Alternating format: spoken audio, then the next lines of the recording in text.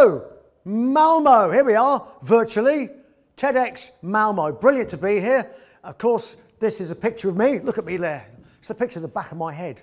In front of, I don't know how many thousand Iron Maiden fans. Well, I hope they're fans anyway. Of course, they could be customers, but we don't like customers in Iron Maiden. Why don't we like customers? Well, we don't like customers because they can walk away. We like fans because we have a relationship, because we're human beings.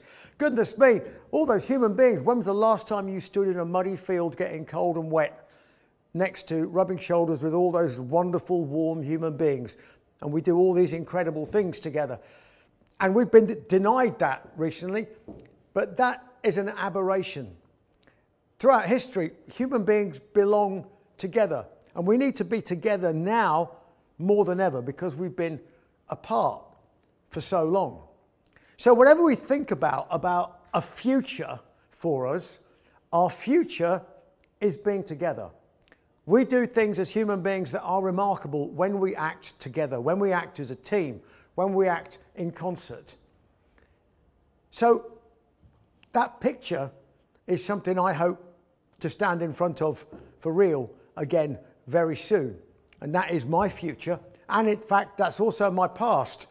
But there's an eternal cycle that goes on in humanity and will go on for time immemorial. We belong together. We like being together. It's actually why we exist. We exist for families. We exist for people. We exist for having fun. And eventually, we will pass on to whatever happens next. And that is our future too. And we need to deal with all of those things. Those are all social things. But of course, technology marches on, and we think that the future is technology. The future is humanity. And technology has to be our servant. We are not slaves to technology, and we will need to deal with those problems as they come up with AI and everything else. It's important to remember, we're the boss here. Technology is here to serve us, to make our lives better, to enable us to do stuff like that. Now, I've had a funny relationship with technology. You might call my brain almost schizophrenic. You've got the left side of the brain, the right side of the brain. I figure that I probably use both at the same time. Here you go. Here's another side of me. Look at that. Look at me looking terribly noble in front of a good old fossil fuel burning size 15 boot carbon footprint. There you are. It's a 747. And I was an airline pilot for 17 years. What? You were in Iron Maiden? Yes, I was. I used to take unpaid leave to go on tour with the band because I actually had a job as an airline pilot. And that involved a lot of technology. That involved a lot of fun. I went to a lot of really crazy places. But you know what it was all about in the end? It was all about humanity. Moving humanity, working with people, working as a team. It was all about that. And technology was simply a component, a cog. Now, I show that because everybody goes, "Oh, isn't that great?" And I say, yeah, it's great, but you know what? There is a future beyond that. So take a look at this. Here's a potential future. I actually invested in this project. Let me see, when you had to have some kind of little inspirational idea, you had to have belief in this project.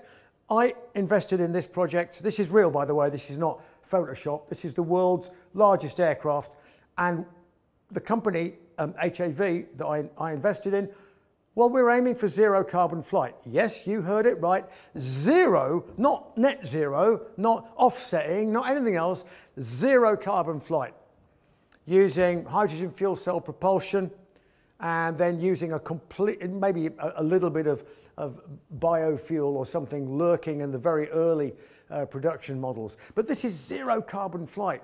I've been invited to go to the North Pole on a little expedition to take people, punters, people who would pay to go on a trip to the North Pole in a vehicle like this, come back again in 36 hours in an ensuite bedroom, zero carbon flight. A vehicle that leaves no trace.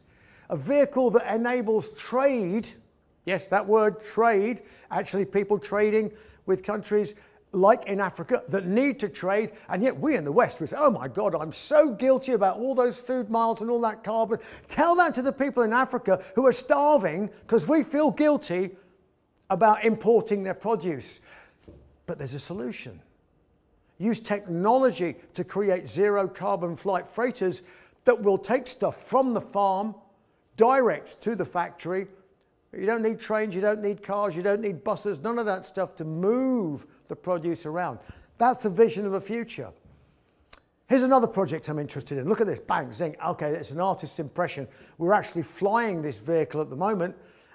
It is, in fact, even though it's got a propeller on the back, the vehicle we're flying, okay, it's the world's first edible drone.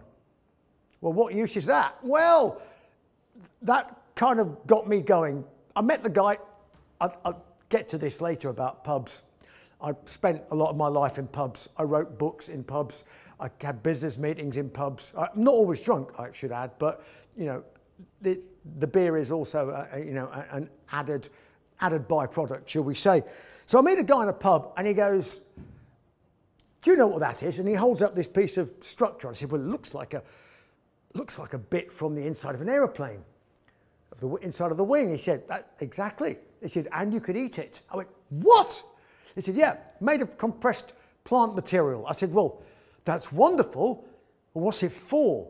He said, He said, do you know that in the first 2 weeks of a natural disaster, there are no helicopters, no ships, no planes, no airports. Everything is chaotic. People are starving in little communities everywhere.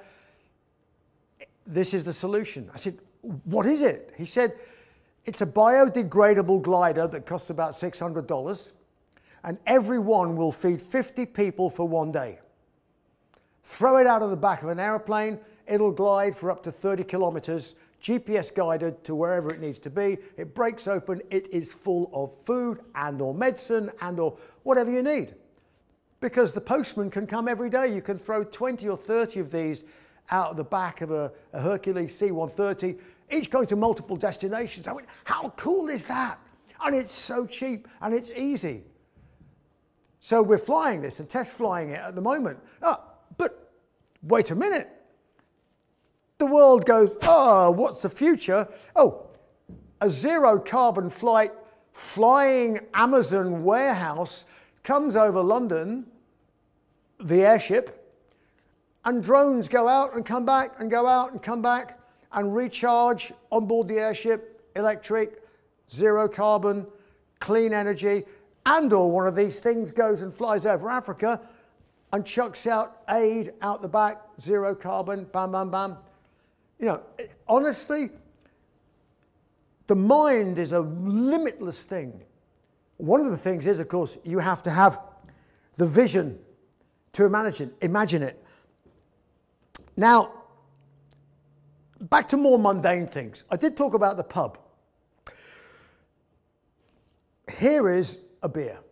A picture of the label of a beer. We've just sold 30 million pints of this beer worldwide. I'm very proud of it. I'm a consumer, and lots of Iron Maiden fans are, but we brought this beer out. I want to say this because the future is also traditional as well. And if you want something that is a product which is just about as green as you can be, it's beer production. There's virtually nothing in the production of beer which is wasted. The byproducts of it go to feed cattle, the rest of it goes to make Marmite or yeast extract. The beer itself, terrific. It grows out of the ground, the barley, the hops, all the rest of it. It's a marvellous product. But of course, we can use this and make it locally, and now we're doing that in different countries around the world, Trooper beer. So it's not just Trooper, the original. We've got 8 different types of beer we brew in England, but now we brew in Australia, their own brand. Now we brew in Brazil, their own brand. Chocolate Mango IPA. Whoa, so cool. And you know we use the cocoa nibs. The husk of the cocoa shell has 9 times more caffeine than coffee. And it has all these wonderful bioflavonoids. This is beer that makes you smarter, up to a point. Anyway, never mind. Let's not dwell on the success of beer and on the wonderful benefits of properties of the conviviality brought on by that. I want to just, throw a spanner in the works. This is a ship sinking. You'll all recognize probably, because you've seen the movie, the Titanic. What happens when things go horribly wrong? Imagine you are sailing into the future and suddenly the world hits the buffers. Oh, it just has. So what happens when you think, we're on an unsinkable ship? Why do we need to bother about finding out how the lifeboats work? We're on an unsinkable trajectory going to the future until a pandemic, and then suddenly everybody goes, whoops, oh my God, all this stuff is going horribly wrong. You need to take a step back. You need to think, not what can we not do? Oh my God, we can't do this, we can't do that, we can't do that. All is doomed. You can't do that. What you must do is take a view and say, what can I do? What can I do today that will make a difference? What can I do tomorrow that will make a difference? What can I do with other people where we could all make a difference and create something? We have to do things differently because normal things won't work in this environment. And what I've discovered is that is a wonderful, it's like nature's cattle prod. Apply more voltage, right? Suddenly you think of ideas because you have to. You think of those ideas because you have to. And then you realize that when the world returns to what we perceive of as being normal, the ideas that you came out with when the world was not normal, actually some of those ideas are pretty good in their own right. You think, why didn't I think of those ideas before? Think of it as a gift. I had cancer 5 years ago, and it was pretty hard for the first week or so to think of that as being a gift. But actually, in hindsight, it was. I had osteoarthritis in my left hip, and I battled against it for 1.5 years and grunted in pain and all the rest of it. And then I took inspiration from Lewis Hamilton, who, under the safety car, when there's an accident or something, he comes in, changes his front wing, changes his tyres, out on fresh rubber, ready to go. He's not intending to lose the race. He's intending to win the race, and that's his plan. So when I had cancer, I was not intending to check out anytime soon. I realised it was a possibility, but there was nothing. I cannot change that outcome if that outcome was going to be that. What can I do? I can make a plan. I can make a plan for the future. I can make a plan for, let's go and start the process of learning to fly a 747. Let's do the ground school. Let's lay the groundwork. Let's assume I'm going to be able to do that because I came back and flew a 747 on the tour after I came back from cancer. Let's have a look at this guy. Winston Churchill. Controversial figure for some. I'm not even going to bother talking about his many flaws, his many faults, his many problems, because people have all kinds of opinions. But I'm going to tell you one thing, that if you're an entrepreneur, if you want to be in business, if you want to be in life, one thing you can take from this man: dogged determination when it matters. And when it mattered to the whole world, you can look at all the things that Churchill did and say, well, I don't approve of that, that was nasty, that was horrible, we wouldn't do that in this day and age, he was rude to people, blah, blah, blah, blah, blah, blah, blah. But he stood up to an unpleasant man with a toothbrush moustache who wanted to annihilate large ethnic communities and, Adolf Hitler, the Nazis, everything. He stood up to him against, it has to be said, some of the people in the establishment a lot of people who were in his government. He stood up against, he stood alone and inspired a nation to stand alone against the monster that had carved up continental Europe and would have carved up the world had we not stood there for a while and waited for America and everybody else to catch up. Determination. Churchill, determination. Just remember that, because for all the ideas you have, for all the great moments of inspiration, for all the technology, for all the AI, for all the other stuff you want to put out there in the world, none of it is worth anything without the determination. My sister rides horses. She does it professionally. She's fallen off and broken most of the bones in her body, even though she's a very good rider.